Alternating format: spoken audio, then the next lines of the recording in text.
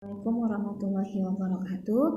Baik, untuk kuliah Good Governance yang tadi dibahas oleh kelompok, Ibu akan coba terangkan sedikit mengenai materinya, yaitu teknik mendiagnosis organisasi. Jadi ada yang disebut dengan lingkungan organisasi. Nah, apa itu lingkungan organisasi? Lingkungan organisasi itu adalah lingkungan di tempat organisasi tersebut. Contohnya ada lingkungan internal.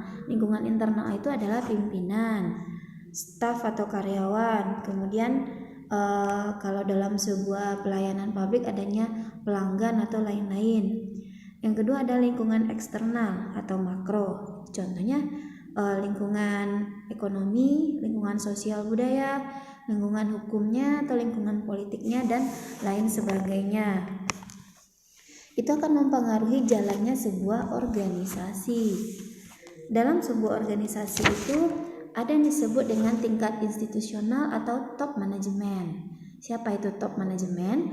Top manajemen itu adalah orang-orang yang membahas hal-hal strategis seperti masalah lingkungan, sasaran, struktur, total organisasi dan sebagainya. Di bawah top manajemen nanti ada middle manajemen. Siapa itu middle manajemen? Middle manajemen itu berkaitan dengan pengkoordinasian antara bagian dalam organisasi seperti pengelolaan bagian kekuasaan, penyelesaian konflik dan lain-lain. Jadi top manajemen ini bisa dilihat seperti kalau di sebuah perusahaan adanya direksi. Kemudian tingkat manajerial adanya manajer. Kemudian pada tingkat operasional atau lower management itu membahas masalah pekerjaan seperti pengawasan kerja, proses kerja, dan lain-lain. Siapa yang disebut dengan tingkatan operasional? Tingkatan operasional di sini ada supervisor. Kalau misalnya di dalam sebuah organisasinya ada organisasi pemerintah, yang disebut top manajemen kalau sebuah kampus misalnya rektor. Kemudian middle manajemennya siapa? Middle manajemennya adalah dekan dan wakil dekannya. Terus tingkat operasionalnya siapa? Adanya kabak, kasubag gitu. Itu dalam bagian manajemen, artinya yang mengatur masalah pekerjaan.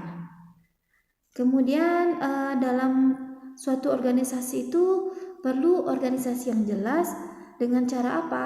Dengan adanya susunan status kedudukan hubungan individu satu dengan lainnya. Jadi antara satu individu dengan individu lainnya itu harus jelas susunan pekerjaannya. Kemudian kedudukannya di dalam organisasi itu seperti apa, itu harus jelas. Kemudian harus jelas pembagian kerja masing-masing, pembagian kerja, kekuasaan dan tanggung jawab antara satu individu dengan individu lainnya. Kemudian luas dan macam pekerjaan yang dilakukannya itu apa? Kemudian pembagian kerjanya itu harus seimbang dan prosedur dan mekanisme kerjanya itu juga harus efisien. Agar apa? Agar pekerjaan yang diberikan itu dapat berjalan dengan baik. Jadi setiap orang tahu batasan pekerjaannya apa, haknya apa, kewajibannya apa. Kemudian pembagian tugas dan wewenangnya itu apa? Itu akan memudahkan jalannya suatu organisasi agar tidak terjadi tumpang tindih nantinya. Kemudian dalam suatu organisasi itu harus ada tujuan yang jelas dari organisasi itu. Tanpa ada tujuan yang jelas, pelaksanaan tugas akan tidak punya arah. Kemudian tujuan organisasi harus dipahami oleh seluruh anggota. Kemudian tujuan organisasi harus dapat diterima oleh organisasi itu. Kemudian pembagian tugas yang seimbang. Jangan si A punya tugas dan tanggung jawab yang lebih besar dibanding si B. Itu namanya tidak seimbang. Kemudian struktur organisasi itu harus disederhanakan. Jangan untuk mengerjakan satu pekerjaan itu ada 3 atau 4 orang.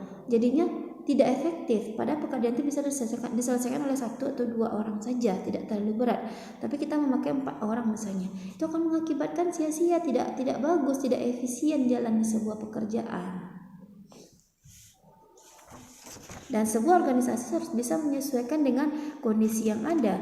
Baik ada kondisi lagi naik atau kondisi lagi turun. Maka semuanya harus disesuaikan oleh organisasi.